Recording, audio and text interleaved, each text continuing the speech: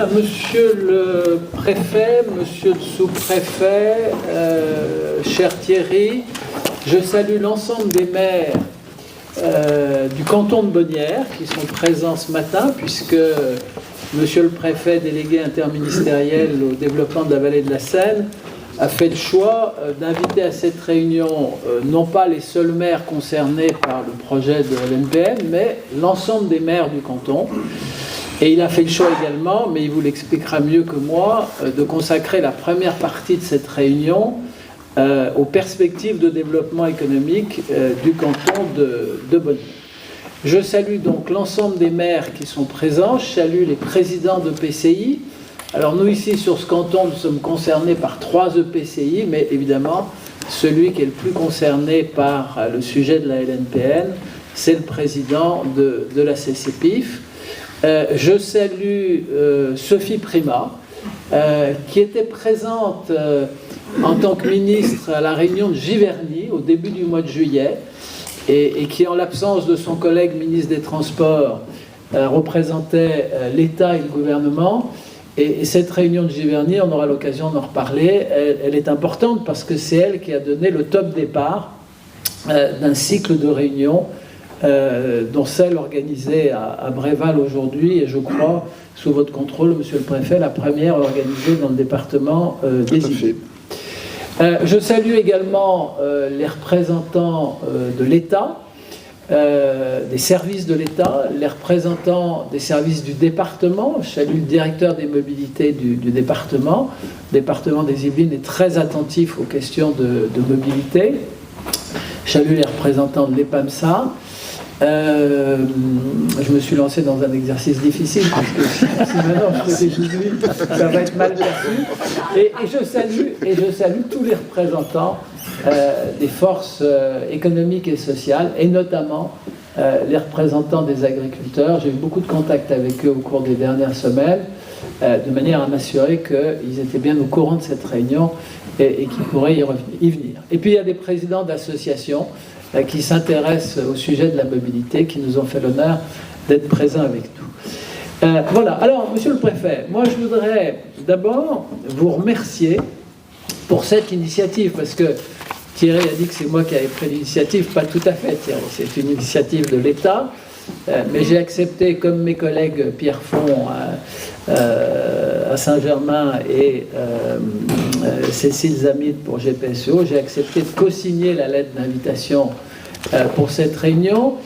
Et je voudrais, monsieur le préfet, vous donner un coup de chapeau au début de cette réunion, à la fois sur la forme et sur la méthode.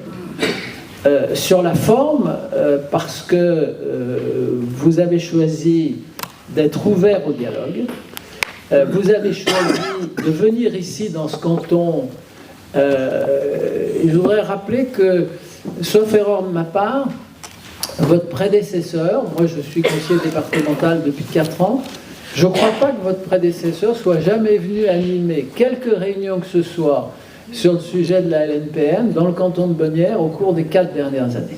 Donc merci du souci qui est le vôtre d'être au plus proche du terrain. Je voudrais également vous remercier pour la méthode qui est choisie. Au-delà de la forme, la méthode c'est celle de la concertation. J'ai dit au début de mon propos que cette concertation, c'est le gouvernement qui avait souhaité la relancer au début du mois de juillet. Et je voudrais rappeler qu'il y a ici dans cette salle probablement des maires qui n'ont eu plus aucune nouvelle du projet de LNPN depuis 2015-2016. Alors certes, il y a eu une réunion à Passy-sur-Eure avec un préfet que vous connaissez bien, qui est Simon Bab, il y a 2 ans. Mais enfin, ce n'était pas une réunion dans le canton de Bonnières, et il y a des maires du canton de Bonnières qui n'y avaient pas été conviés. Donc, merci à la fois sur la forme et sur la méthode. Je voudrais néanmoins ajouter que ce coup de chapeau sur la forme et sur la méthode ne vaut absolument pas, monsieur le préfet, approbation sur le fond. Tel qu'il a pu nous être présenté par votre prédécesseur, le projet de la ligne nouvelle Paris-Normandie suscite de la part de la grande majorité des élus et d'une partie très importante de la population de ce canton, une opposition résolue. Une opposition résolue, ça veut dire un veto, pour parler latin, ça veut dire un niet, pour parler une autre langue. Nous sommes résolument opposés à ce projet tel qu'il nous a été présenté au cours des dernières années, probablement parce qu'il n'y a pas eu assez de concertation, mais pas seulement, aussi parce que les réponses qui ont été apportées à un certain nombre de questions que nous avons soulevées ne sont pas satisfaisantes pour les habitants de ce canton. Alors, vous avez souhaité, monsieur le préfet, et je ne veux pas monopoliser la parole, il faut que ce soit une réunion de dialogue, vous avez souhaité que la première partie de cette réunion soit consacrée aux perspectives de développement économique du canton. Parce que, je le rappelle, votre première casquette, avant d'être monsieur LNPN, vous êtes le délégué interministériel au développement de la vallée de la Seine, et la vallée de la Seine, elle passe dans le canton de Bonnières. Alors, pour ma part, je vais identifier 4 enjeux qui me paraissent absolument majeurs en termes de développement du canton. Le premier, c'est l'agriculture. L'agriculture. Sur le plateau de Bréval, mais pas seulement, nous avons de nombreuses exploitations agricoles. Et ces exploitations, elles font partie de la richesse, entre guillemets, du canton, ou en tout cas, elles font partie de son dynamisme économique. J'aime pas beaucoup le mot richesse, parce que nos amis agriculteurs, ils sont confrontés dans leur vie quotidienne, dans leur vie d'exploitant agricole, à des difficultés considérables. La météo, ça, j'enfonce des portes ouvertes. Elle a été plutôt bonne cette année, enfin plutôt favorable. La concurrence mondiale, la conjoncture mondiale, et on sait que les prix cette année ne sont pas bons. Donc si la récolte a été bonne, les prix, eux, ne sont pas au rendez-vous. Et puis, il y a le contexte économique, il y a les droits de douane de M. Trump, il y a beaucoup d'incertitudes. Et venir rajouter, pour ce métier, pour ce superbe métier d'exploitant agricole, venir rajouter à toutes les contraintes que je viens d'énumérer la menace qui peut être une menace mortelle pour la viabilité de leur exploitation, la menace d'une grande infrastructure qui viendrait traverser leurs exploitations sans aucune concertation, je le dis avec beaucoup de simplicité, monsieur le préfet, ça n'est pas acceptable et ce sera pour nous une véritable ligne rouge. Le deuxième enjeu économique dans le canton, c'est la mobilité. C'est la mobilité. Je voudrais rappeler que dans ce canton de Bonnières, nous sommes le seul canton du département des Yvelines qui ne comporte pas de lycée. Il n'y a pas de lycée dans le canton de Bonnières.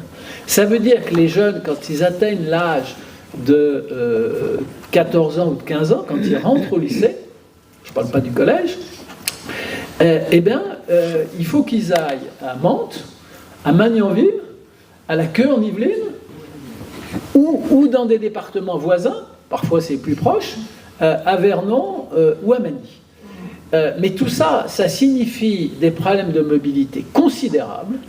Alors, nous nous sommes efforcés avec un certain nombre d'élus, et je voudrais le souligner avec l'appui résolu de la région, et notamment l'appui d'Île-de-France Mobilité, nous nous sommes efforcés d'apporter depuis quelques années des améliorations à notre système de mobilité. Nous avons par exemple avec le président de la CCPIF créé sur le territoire de la CCPIF le transport à la demande qui n'existait pas. Nous avons avec le maire de Bréval, avec Thierry, et avec le maire de Bonnières que je salue, qui vient d'arriver, nous avons renforcé les liaisons directes par la 14 en direction de Paris. Donc tout ça c'est bien, mais ce n'est pas complètement à la mesure des besoins des habitants.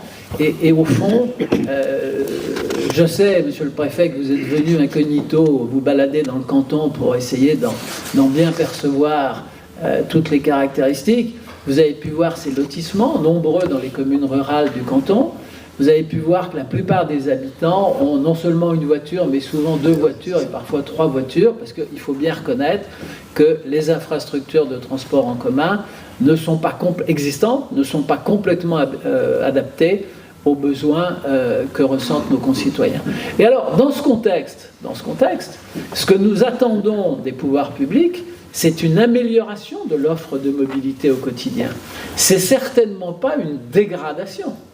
Et dans ce contexte, la question de l'arrêt des trains normands dans les gares de Bonnières, de Bréval et de Rosny est absolument essentiel.